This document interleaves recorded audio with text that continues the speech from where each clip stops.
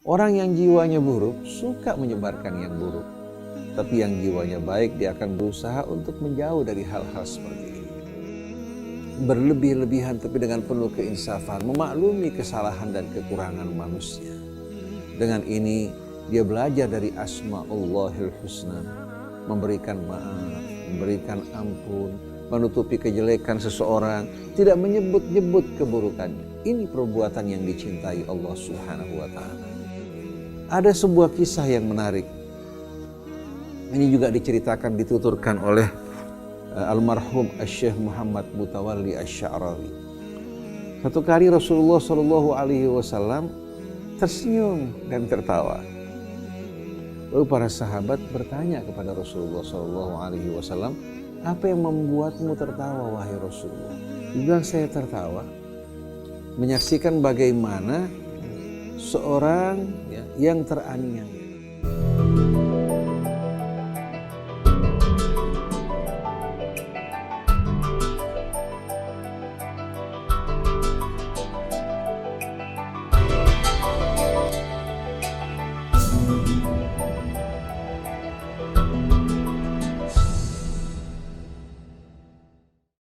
A'udzu billahi minasy syaithanir rajim. Bismillahirrahmanirrahim. Alhamdulillahi rabbil alamin. Hamdan katsiran tayyiban mubarakan fih kama yuhibbu rabbuna wa yarda. Subhanaka la ilma lana illa ma 'allamtana innaka antal alimul hakim wa la haula wa la quwwata illa billahil aliyyil azim. Rabbana zidna ilman wa alhiqna bis salihin. Allahumma salli wa sallim wa barik ala abdika wa rasulika sayyidina wa nabiyyina Muhammadin wa alihi wa sahbihi wa sallim. Allahumma hdina subulas salam wa akhrijna minadh dhulumati ilan nur wahdina ila siratikal mustaqim. Waj'alna hudatan muhtadin wa la taj'alna dhallina mudhillina birahmatika ya arhamar rahimin. Allahumma waliyal afiyah nas'aluka al-afiyah afiyatad dunya wal akhirah. Amma ba'du. Ikhwan akhwat yang dirahmati Allah. Assalamullahi alaikum warahmatullahi wabarakatuh. Semoga Allah Subhanahu wa Ta'ala melindungi kita semua dari berbagai macam mara bahaya. Demikian pula melindungi kita dari perbuatan-perbuatan dosa maksiat yang menjerumuskan kita ke dalam petaka dan bencana yang menyobek penjagaan Allah Subhanahu wa Ta'ala yang selama ini membentengi kita semua.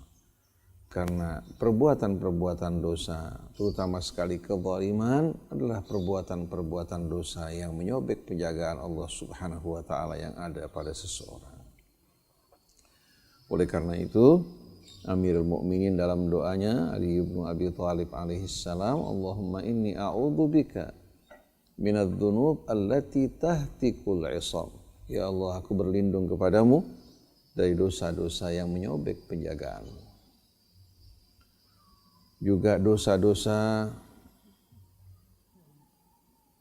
sebab yang menurunkan bala kepada kita semua. Maka dalam doa beliau, wa a'udzubika minadz-dzunub allati tunzilul bala, aku berlindung padamu dari dosa-dosa yang menurunkan bala. Begitu pula dosa menyebabkan seseorang jatuh dalam kemurkaan Allah dan menjauhkan nikmat yang ada padanya. Nah, dalam doa beliau, wa a'udzubika minadz-dzunub allati tunzilun niqam, aku berlindung kepadamu ya Allah dari dosa-dosa yang menurunkan nikmatmu, kemurkaanmu, bukan kenikmatan tapi nikmah, yaitu kemurkaan, adab, dan segala hal yang buruk yang jatuh pada kita. Nah, apa yang dialami oleh saudara-saudara kita di negeri kita saat ini maupun di negara yang lain sebetulnya merupakan peringatan-peringatan yang datang dari Allah agar kita belajar sadar, dan kembali kepada Allah Subhanahu wa Ta'ala. Melalui tema kajian kita pada pagi hari ini, pada sesi yang ketiga, dengan tema yang sama. Mengenal Allah melalui asma-asma'nya, dan kita memahami ayat-ayat Allah, memahami asma Allah al-husna melalui ayat-ayatnya.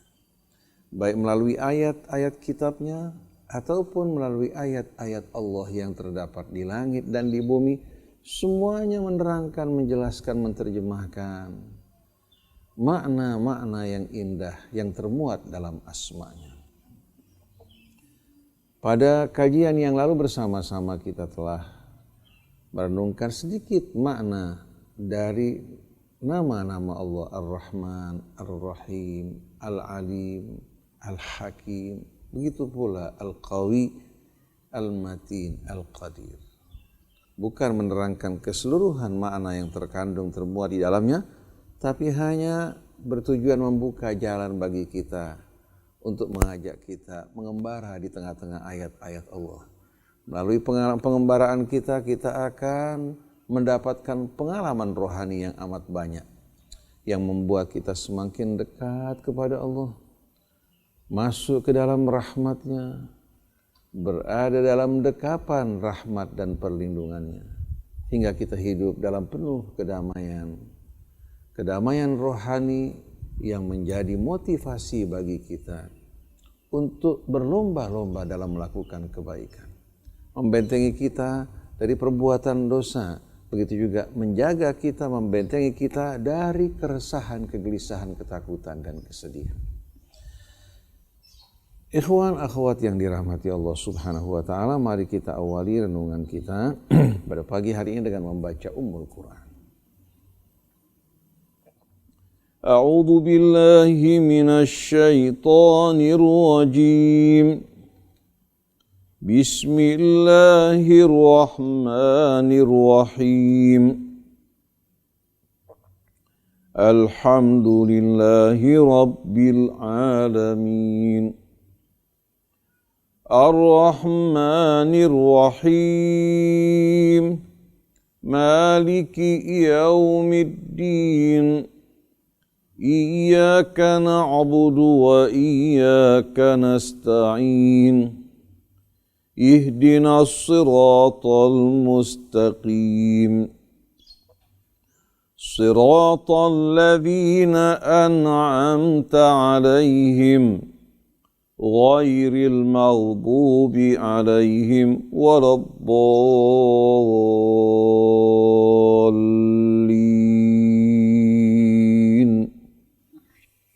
Sadaqallahul azim wa sadaqa rasuluhul karim wa nahnu ala dzalika minasy syahidin. Ikhwan akhwat yang dirahmati Allah, di antara nama-nama Allah Subhanahu wa Ta'ala yang sering disebutkan dalam kitab sucinya dengan berulang-ulang adalah Al-Afu, Al-Ghafur, Asy-Syakur. Nama-nama yang sering kita dengar dalam Al-Quran. Begitu pula seringkali kita jumpai Asy-Syakur dan Ghafur disebutkan secara bersama-sama. Begitu pula Al-Afu dan Al-Ghafur. Nama-nama ini nama-nama yang Allah Subhanahu wa Ta'ala perkenalkan kepada kita melalui ayat-ayat suci Al-Quran dengan latar belakang dan contoh yang Allah Subhanahu wa Ta'ala sebutkan bagi kita semua. Begitu pula kita dapat lihat terapannya di alam raya ini yang menggambarkan dan menerangkan maksud dari nama-nama tersebut begitu jelas. Walaupun kita sebagai seorang hamba dengan kekurangan, kelemahan kita tidak mungkin kita akan meliputi kebesaran dan keagungan Allah yang terdapat pada asma-Nya. Tapi sedikit dari makna-makna tersebut kalau kita dapat resapi, kita renungkan, akan menjadikan kita hamba yang benar-benar menyadari akan kasih sayang Allah Subhanahu wa ta'ala kepada hamba-hambanya. Begitu pula kebesaran dan keagungannya, kekuasaannya, kesabaran Allah terhadap hambanya, kemudian kebaikan dan sikap syukur Allah terhadap apa-apa yang dilakukan hambanya. Satu kebajikan sedikit dibalas dengan balasan yang berlipat kali ganda. Seorang petani yang menanam 1 butir menghasilkan 7 tangkai. 1 tangkainya berisikan 100 butir. Bandingkan apa yang dilakukan oleh seorang petani dari kebaikan dengan hasil yang diterima. Sini menggambarkan bagaimana sikap syukur Allah terhadap hamba-hambanya yang berbuat kebaikan. Oleh karena itu, Allah Subhanahu wa ta'ala menamakan dirinya Asy-Syakur, nama yang memberikan kita harapan. Karena tanpa harapan ini bagaimana mungkin kita akan mampu untuk menyusul keburukan-keburukan kita dengan kebaikan. Dengan rahmat Allah, keburukan hanya dihitung 1, sedangkan kebaikan dibalas oleh Allah dengan berlipat-lipat ganda. Ini memberikan motivasi buat kita semua untuk berlomba-lomba dalam mengerjakan kebajikan.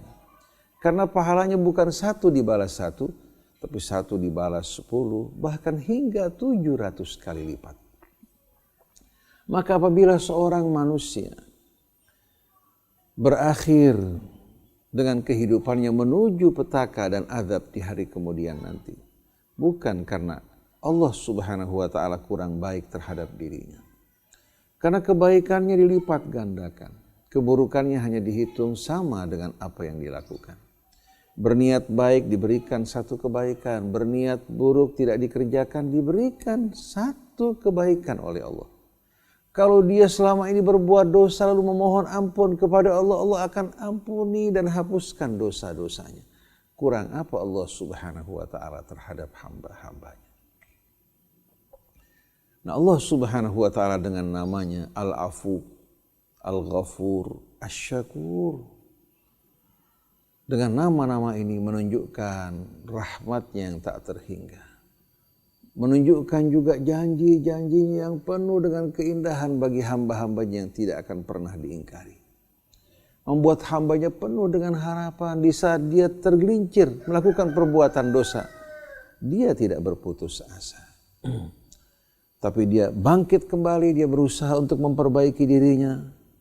Kemudian berjalan menuju Allah dengan bergegas-gegas, penuh dengan harapan, penuh dengan kerinduan, penuh dengan kecintaan kepada Tuhannya yang Maha Pengasih lagi Maha Penyayang.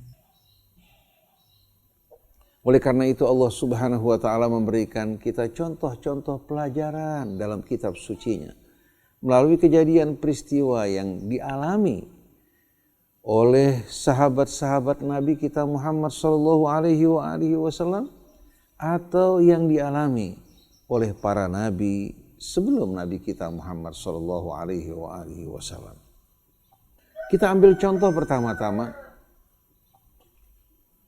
dari kisah yang dialami oleh istri Nabi kita Muhammad sallallahu alaihi wasallam, itu As-Sayyidah Aisyah Ummul Mukminin radhiyallahu anha.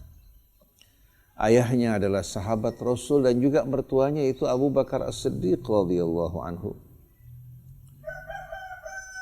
Ayahnya seorang manusia mulia, begitu pula putrinya mendapatkan kehormatan kemuliaan menjadi istri Nabi kita Muhammad sallallahu alaihi wasallam. Sekembalinya As-Sayyidah Aisyah Ummul Mukminin dari peperangan, beliau tertahan karena membuang hajatnya. Kafilah bersama Nabi kita berjalan melanjutkan perjalanannya kembali ke Madinah. Mereka tidak sadar bahwa As-Sayyidah Aisyah tertinggal di belakang. Ternyata salah seorang sahabat Nabi yang bernama Sofwan ibnu Mu'attal, dia rupanya tertinggal. Dan dia pernah melihat As-Sayyidah Aisyah pada saat belum turun ayat hijab. Lalu beliau membawa ontanya menghampiri As-Sayyidah Aisyah Ummul Mukminin, memberikan isyarat untuk naik ke atas ontanya tanpa menoleh memandang wajahnya. Lalu beliau berjalan menyusul kafilah di depan. Kita lihat bagaimana adab seorang yang beriman dalam menghormati kehormatan istri nabinya Muhammad sallallahu alaihi wasallam. Melanjutkan perjalanan hingga mengejar kafilah. Nah, begitu Safwan ibnu Mu'attal dengan ontanya mengejar kafilah, mereka menjumpai As-Sayyidah Aisyah di atas onta. Orang yang beriman tidak berprasangka buruk, tapi orang munafik seperti Ibnu Ubay bin Salul langsung mengatakan, ada apa di antara Aisyah dan Safwan ibnu Mu'attal. Ucapan ini ternyata masuk ke dalam hati sebagian orang yang sakit dan lemah imannya. Bahkan bukan hanya orang-orang munafik, bahkan sahabat-sahabat yang ikut berjuang dalam peperangan Badar bersama Nabi kita Muhammad SAW, bahkan termasuk kerabat dari Aisyah sendiri, sepupunya Abu Bakar yang bernama Mistah bin Uthathah, ikut terlibat dalam menyebarkan hal-hal yang buruk mengenai As-Sayyidah Aisyah Ummul Mukminin radhiyallahu anha. Orang yang jiwanya buruk suka menyebarkan yang buruk, tapi yang jiwanya baik dia akan berusaha untuk menjauh dari hal-hal seperti ini. Akhirnya berita menyebar yang berisikan tuduhan yang kotor bahwa As-Sayyidah Aisyah melakukan perbuatan yang tidak benar. Nabi dalam keadaan gelisah menyaksikan pembicaraan yang berkembang di tengah-tengah kaum Aus maupun Khazraj. Bukan Nabi mempercayai tuduhan tersebut, tapi bergelisah. Karena ini harus diselesaikan untuk membersihkan nama baiknya, tapi dengan cara yang benar, bukan dengan cara yang bagaimana? Yang arogan. Kalau Nabi menunjukkan sikap arogan, mengatakan bahwa ini tidak benar tanpa bukti, tetap akan meninggalkan bekas di hati. Berlangsung waktu cukup lama, hampir terjadi keributan di antara Aus dan Khazraj. Akhirnya turun firman Allah dalam suratun Nur. Al-khabithatu lil-khabithin wal-khabithuna lil-khabithat wat-tayyibatu lit-tayyibin wat-tayyibuna lit-tayyibat ulaika mubarra'una mimma yaqulun lahum maghfiratun wa rizqun karim. Melalui ayat ini Allah membersihkan As-Sayyidah Aisyah dan kehormatan nabinya Muhammad sallallahu alaihi wasallam. Lalu Allah memerintahkan untuk menghukum orang-orang yang menyebarkan isu ini. Setiap orang dikenakan 80 kali cambukan karena menyebarkan isu tanpa dasar kebenaran. Di setiap orang yang terlibat dalam fitnah dikenakan cambukan sebanyak 80 kali untuk menimbulkan efek jera agar orang tidak dengan mudah merujak dan merusak kehormatan orang lain. Karena kehormatan orang lain adalah bahagian dari kehormatan Allah yang wajib untuk kita jaga.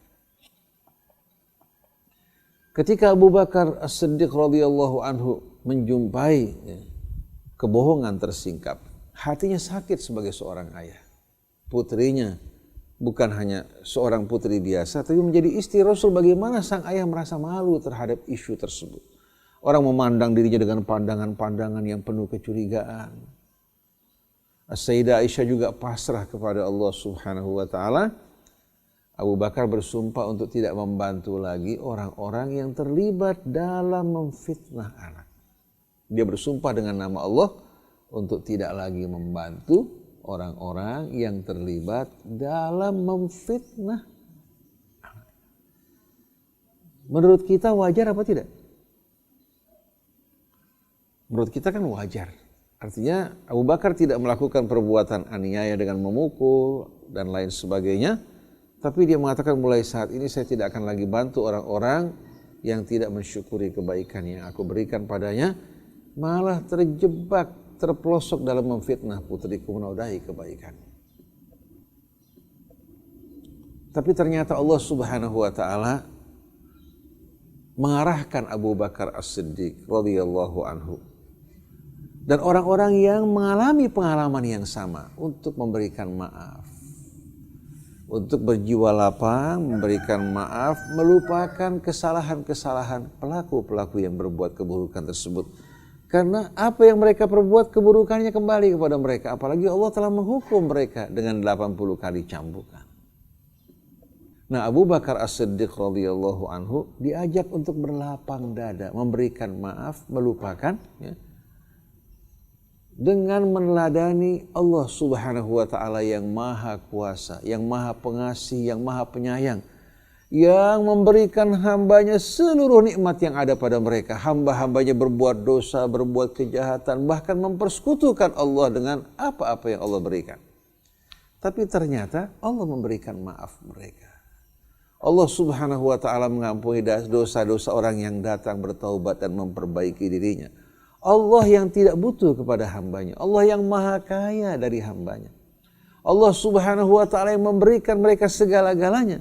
Ternyata begitu lapang rahmat Allah dan ampunannya, memberikan maaf bagi mereka-mereka yang datang bertaubat.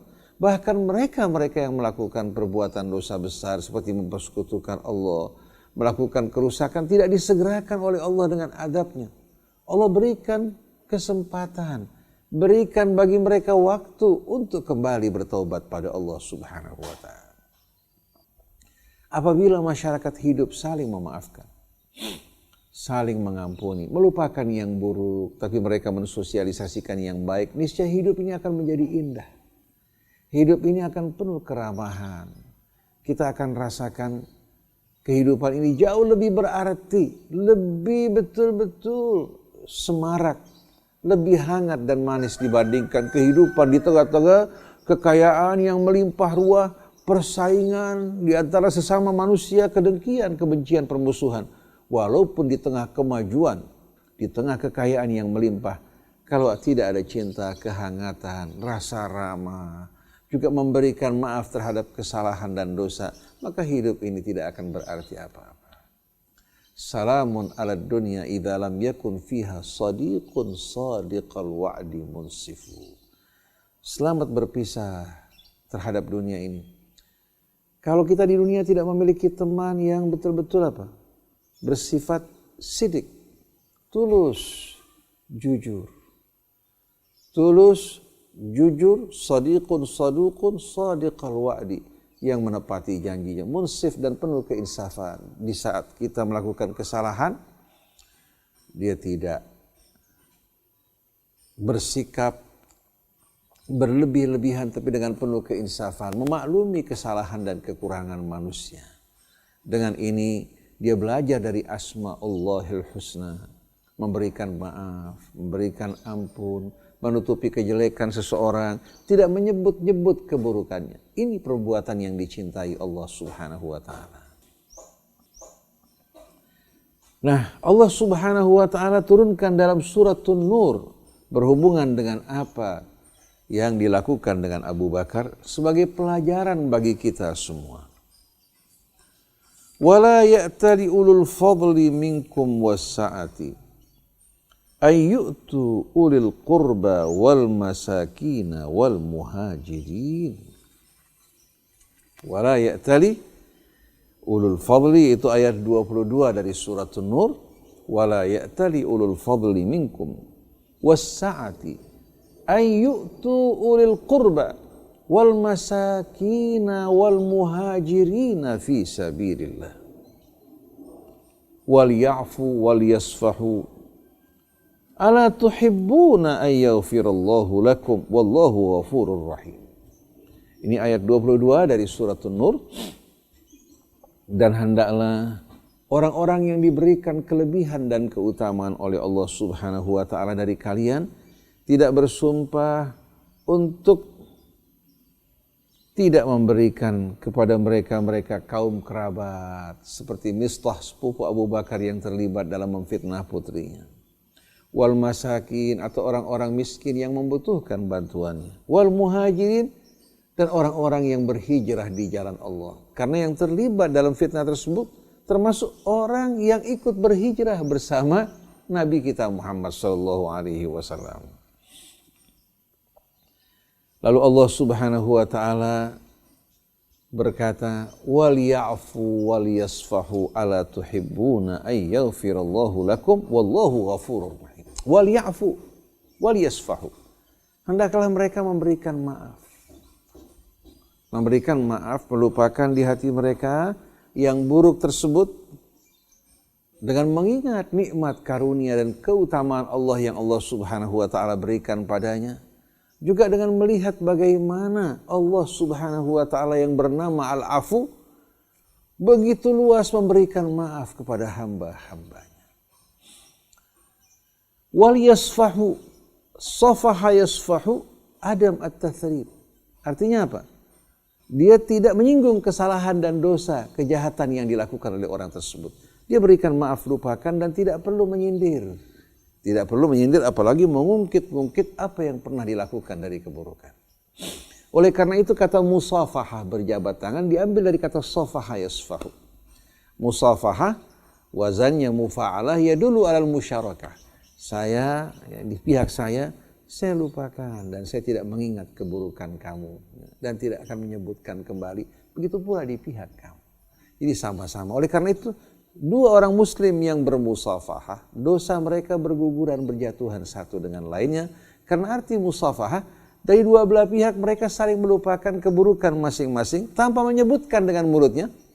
Tapi melalui musafahah, mereka berjanji untuk memaafkan, melupakan, dan tidak lagi mengingat-ingat atau menyebut kesalahan satu sama lain.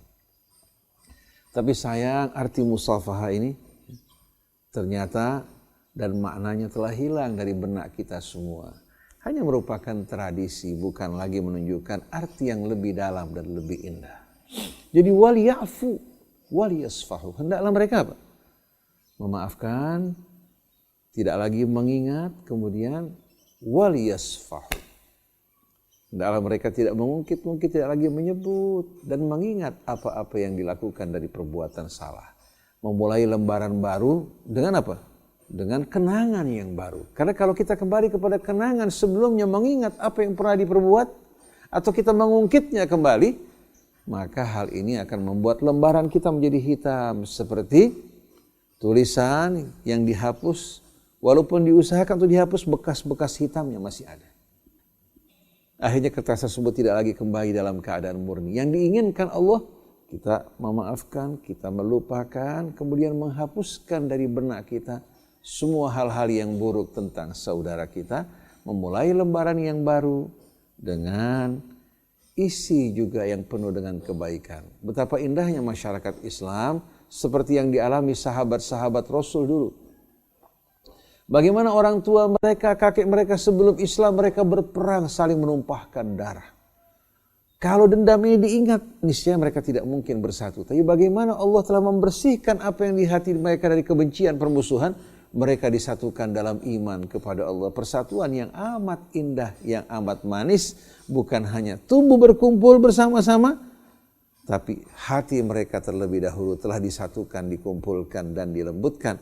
Hingga walaupun mereka berpisah jauh, tapi hati mereka saling merindukan. Tidak seperti yang kita jumpai saat ini.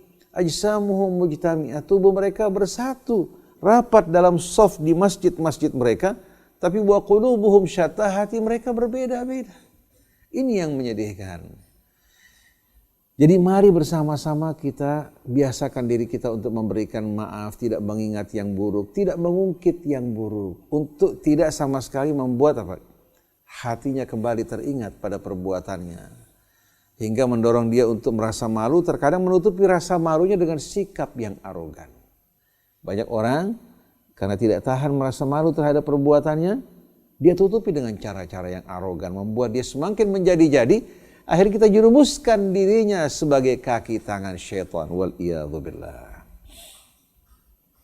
Jadi jangan sekali-kali orang yang diberikan kelebihan keutamaan dari kalian bersumpah untuk tidak memberikan kaum kerabat mereka atau orang-orang miskin ataupun orang-orang muhajir. Wal ya'fu, berikan maaf. Mereka akan mendapatkan juga maaf, ampunan dari Allah. Wal yasfahu, lupakan, jangan mereka mengungkit hal-hal yang buruk. Buruk buat mereka yang mengungkit, buruk juga di hati orang yang mendengar. Lalu Allah Subhanahu wa taala menawarkan pada Abu Bakar dan orang-orang yang melakukan hal yang sama, ala tuhibbuna an yaghfirallahu lakum? Apa kalian tidak ingin, tidak mendambakan Allah mengampuni dosa-dosa kalian? Ada sebuah kisah yang menarik. Ini juga diceritakan, dituturkan oleh almarhum Syekh Muhammad Mutawalli Asy-Sya'rawi. Satu kali Rasulullah Shallallahu Alaihi Wasallam tersenyum dan tertawa. Lalu para sahabat bertanya kepada Rasulullah Shallallahu Alaihi Wasallam, apa yang membuatmu tertawa wahai Rasulullah? Dibilang, saya tertawa menyaksikan bagaimana seorang yang teraniaya, dianiaya oleh saudaranya, sesama muslim. Yang teraniaya datang ke hadapan Allah minta agar Allah Subhanahu wa ta'ala mengambilkan haknya. Dia ingin mengambil haknya dari orang yang berbuat aniaya terhadap dirinya dan menghukumnya. Lalu Allah bertanya kepada orang tersebut, kamu memiliki kesalahan dan dosa apa tidak? Langsung dia terkejut. Dia mengatakan, pasti saya memiliki apa? Dosa dan kesalahan. Mau tidak kamu diampuni dosa kamu? Siapa yang gak mau diampuni dosanya? Dengan sedih dia mengharapkan ampunan atas dosanya. Berikan maaf buat saudara kamu. Kemudian setelah itu dia menyaksikan istana yang megah, taman-taman surga yang begitu menarik dan menawan. Orang ini bertanya, untuk siapa ya Allah gedung-gedung istana dan keindahan ini? Allah menjawab, liman yadfa'u thamanaha, bagi orang yang mau membayar harganya. Dia bertanya, wa ma thamanuha ya Rabbi, apa harganya? Harganya man ya'khudhu biyadi akhihi ilal jannah, yaitu bagi setiap orang yang membawa saudaranya, mengantarkannya menuju surga, yang memberikan maaf, yang membimbing dirinya, yang mengajak pada kebaikan. Dengan sendirinya orang membutuhkan hati yang bersih untuk melakukan hal ini. Jadi harga untuk mendapatkan kemuliaan di surga nanti bukan dengan memperbanyak sholat, bukan dengan memperbanyak puasa, memperbanyak umrah, haji. Apa artinya semua ini sama sekali kalau tidak memancarkan mata air rahmat dan keadilan dalam jiwanya. Tapi walaupun sholatnya hanya yang wajib, begitu pula ibadah siam yang wajib, tapi hatinya penuh dengan luapan rahmah. Dia berusaha setiap menerima kebaikan, mengajak orang lain untuk merasakan kebaikan yang dimiliki. Dia senang ingin berbagi kesenangannya dengan orang lain. Di saat orang lain berbuat salah, berbuat dosa, dia memberikan maaf kesalahan mereka dan tidak mengingatnya. Tapi di saat orang berbuat kebaikan padanya, dia akan balas dengan balasan yang lebih baik. Atau dia doakan orang tersebut. Hati-hati yang seperti ini, hati-hati yang kelak betul-betul akan mendapat curahan rahmat Allah di dunia, dan begitu pula curahan rahmat Allah dan tempat yang mulia di sisi Allah Subhanahu wa ta'ala. Yauma la yanfa'u malun wala banun illa man atallaha biqalbin salim.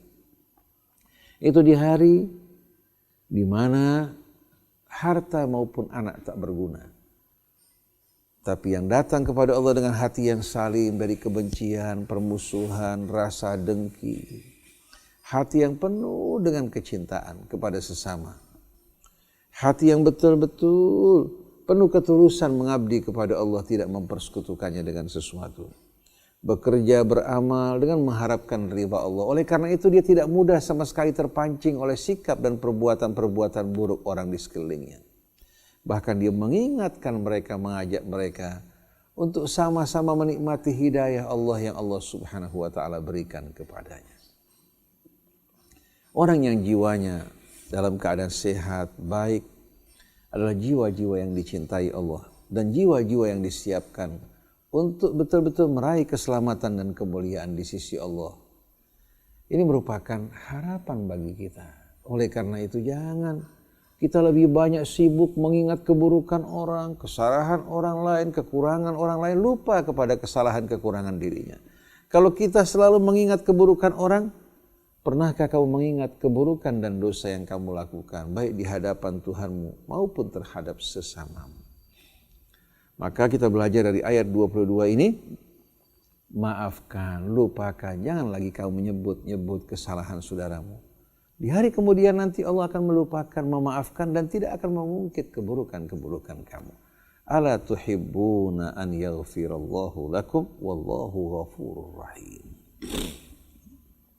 Oleh karena itu Allah Subhanahu wa taala berfirman dalam kitabnya, khudhil afwa wa'mur bil urfi wa'rid 'anil jahilin. Kalau kita berhadapan dengan dua pilihan, satu menghukum, kita dalam keadaan mampu, atau kita memaafkan, maka Allah bimbing kita, khudhil afwa, pilih al afwa. Ini pilihan yang terbaik buat kamu. Dan kita yakin bahwa pilihan Allah pilihan yang paling sempurna. Kalau kita menghukum hanya merasakan kepuasan sesaat, tapi setelah itu apa yang kita rasakan? Tapi kalau kita memberikan maaf, di samping Allah ampuni dosa kita, Allah Subhanahu wa ta'ala buat jiwa kita teduh, damai, nyaman, dan bersih dari hal-hal yang tidak baik. Akhirnya membuat jiwa kita bagikan cermin yang terang benderang, yang dapat betul-betul menampakkan sesuatu sebagaimana adanya. Dan di sana rahmat Allah akan turun. Di sana juga malaikat akan berselawat untuk kita semua. Jadi khudhil afwa. Pilih dan ambil sikap al-afwa. Berikan maaf dan melupakan. Wa'mur bil urfi. Lalu sibukkan diri kamu. Jangan mengurus perbuatan-perbuatan orang yang menyakiti kamu, menzalimi kamu, kamu fikirkan. Akhirnya kamu bukan menjadi orang sehat, menjadi orang yang sakit. Akhirnya menjadi seorang yang paranoid, penuh kecurigaan juga pada orang. Wa'mur bil urfi. Sibukkan diri kamu mengajak orang untuk melakukan perbuatan-perbuatan yang ma'ruf, yang baik dan mulia. Ini akan membuat tabungan kamu, deposit kamu dari kebaikan melimpah ruah karena mengajak kebaikan bagi orang lain. Itu merupakan amal-amal yang lebih mulia daripada kita melakukan ibadah sepanjang tahun. Antara kita dengan Allah salat, kita beribadah, dibandingkan dengan amal-amal kita mengajak manusia kembali kepada Allah Subhanahu wa ta'ala, maka amal mengajak manusia kembali kepada Allah merupakan amal yang paling indah dan lebih baik. Wa man ahsanu qawlan mimman da'a ilallah wa amila salihan wa qala innani minal muslimin. Siapakah yang tutur katanya lebih baik dari orang yang mengajak orang kembali kepada Allah? Dia mengerjakan amal soleh. Kemudian ketika ditanya identitasnya, dia bukan membanggakan sukunya, membanggakan golongannya, tapi dia berkata innani minal muslimin. Aku adalah seorang yang berserah diri kepada Allah Subhanahu wa ta'ala. Maka nama ini hari sekali menghapuskan sekat-sekat, baik itu kesukuan, golongan, kelompok, sekte, tapi semua bersatu dalam hamba-hamba yang berserah diri. Menghapuskan juga rasa fanatisme di hati orang lain. Ini yang kita harapkan betul-betul menjadi kebiasaan di tengah-tengah kaum muslimin. Khudhil afwa wa'mur bil urfi. Kemudian yang terakhir, wa'rid 'anil jahilin. Dan berpalinglah kamu dari orang-orang yang bodoh. Kalau orang-orang yang bodoh, orang-orang yang tidak tahu, mengajak kamu bicara dengan cara yang tidak benar, kalau kamu ladeni berarti kamu turun dari tempat tinggi ke tempatnya. Kalau orang yang pandai, yang berilmu turun ke tempat orang yang bodoh, berarti dia telah merendahkan dirinya dengan sia-sia. Oleh karena itu berpalinglah dari sikap orang-orang yang bodoh. Jangan kamu ladeni mereka, jangan tanggapi mereka, tapi tetap kita komitmen dengan memberikan maaf dan mengajak orang kepada perbuatan yang ma'ruf. Hingga kita sibuk mengisi lembaran amal kita dengan amalan-amalan yang diridhai Allah Subhanahu wa ta'ala. Wa imma yanzaghannaka minasyaitani nazghun fasta'id billah innahu sami'un alim. Kalau syaitan menggelitik hati kamu, memanas-manasi kamu, mendorong kamu untuk katakan melakukan tindakan-tindakan yang tidak benar, untuk katakan bersikap emosi, ya, akhirnya mengeluarkan kita dari kebenaran. Wa imma yanzaghannaka minasyaitani nazghun. Kalau kamu merasakan gangguan, bisikan, hasutan dari syaitan di hati kamu, fasta'id billah, cepat-cepat kau berlindung kepada Allah. Innahu sami'un alim. Sungguh dia maha mendengar lagi maha mengetahui. Karena terkadang kita lupa dengan mendengarkan bisikan syaitan dalam hati kita, akhirnya kita terbawa ke dalam sikap yang berlebihan keluar dari kebenaran. Di dalam surah Al-Imran, Allah Subhanahu wa taala menerangkan tentang mereka-mereka yang kelak akan menjadi penghuni surga, yang disiapkan untuk menempati surganya. Allah berfirman, wasari'u ila maghfiratin min rabbikum wa jannatin arduhas samawati wal ardu iddat lil muttaqin. Wasari'u, mengingat umur kita terbatas, kesempatan kita juga terbatas, akan ada kematian yang menjemput kita, juga kesibukan-kesibukan dunia yang seringkali menghalangi kita untuk melakukan kebaikan, seperti umpamanya kesibukan dalam mencari nafkah, begitu juga kesehatan yang terganggu, atau datangnya masa-masa tua di mana semangat kita berbeda dengan pada saat muda. Allah perintahkan kita untuk berlomba-lomba sebelum kesempatan ini hilang. Berlomba-lomba ya, untuk apa? Untuk menggapai dan meraih ampunan dari Allah Subhanahu wa taala. Jadi wasari'u, berlomba-lombalah, bergegas-gegaslah kalian untuk menggapai dan meraih ampunan dari Tuhan kalian dengan memohon ampun, beristighfar, berbuat kebaikan, dan yang paling cepat mengampuni dosa kita, memaafkan dan mengampuni dosa kesalahan orang lain. Wa jannatin arduhas samawati wal ard, dan surga yang luasnya bagikan luas langit dan bumi. Bukan lagi seluas bumi kita. Bumi kita di alam raya ini lebih kecil dari sebutir debu di tengah-tengah alam raya yang begini luas. Tapi surga yang Allah sediakan luasnya bagikan luas langit dan bumi yang sampai saat ini manusia tidak dapat membayangkan dan menghayalkan. Uiddat lil muttaqin, yang Allah sediakan bagi orang-orang yang bertakwa. Siapa orang yang bertakwa? Allah terangkan, alladzina yunfiquna fis sarra'i wad dharra, orang-orang yang menginfakkan harta mereka bukan hanya pada saat-saat senang semata, pada saat-saat dalam keadaan mudah dan lapang, tapi mereka menginfakkan harta mereka pada masa-masa senang, lapang, dan usaha mereka maju juga wadh-dharra, pada masa-masa datangnya mara bahaya.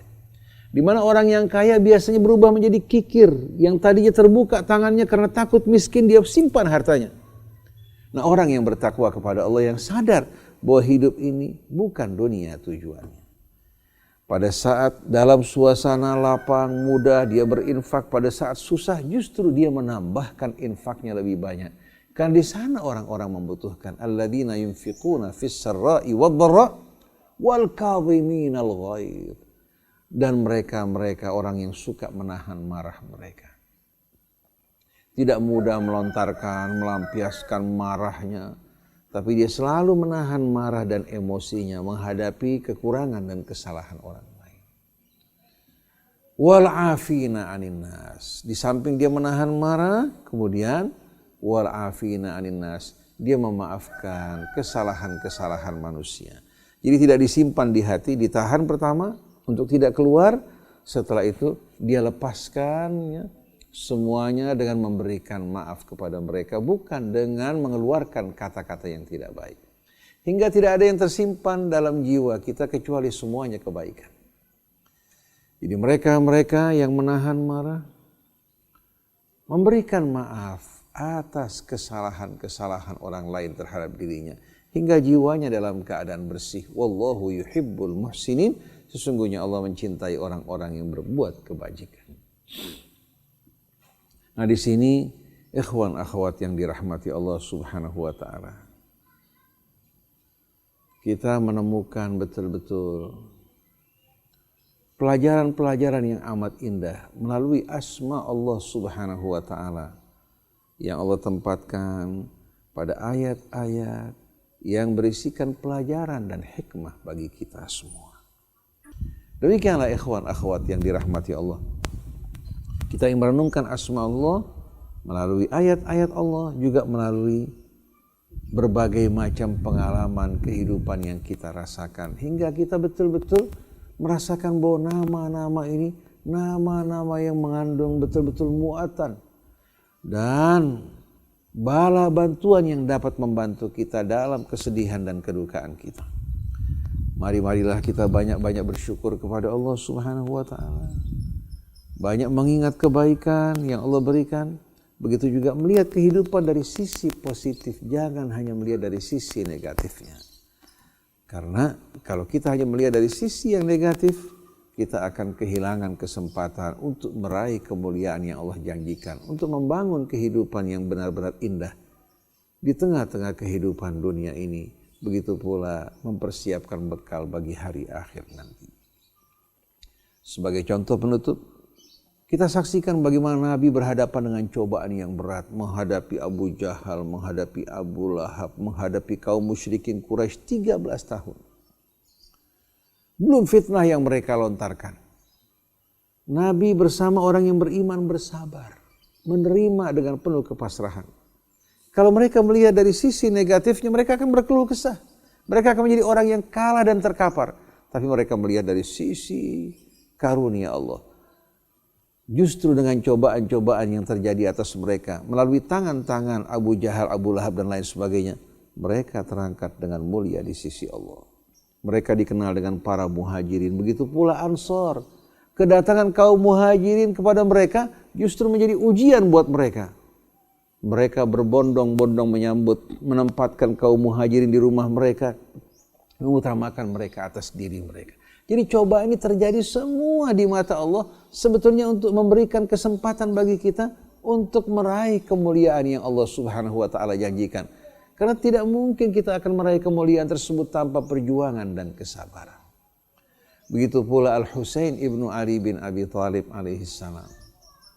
Ketika dia datang ke Karbala di sana menghadapi penganiayaan yang dilakukan oleh Ubaidillah bin Ziyad dan rombongan-rombongannya atas perintah Yazid. Ketika dia binasa di tempat tersebut, dengan kepala terpotong menjadi lecehan dan poyokan, semua ini sebetulnya merupakan kejadian-kejadian yang mengangkat dirinya di sisi Allah Subhanahu wa taala dan mempertunjukkan sikap-sikap buruk yang dilakukan oleh mereka-mereka yang menginginkan dunia.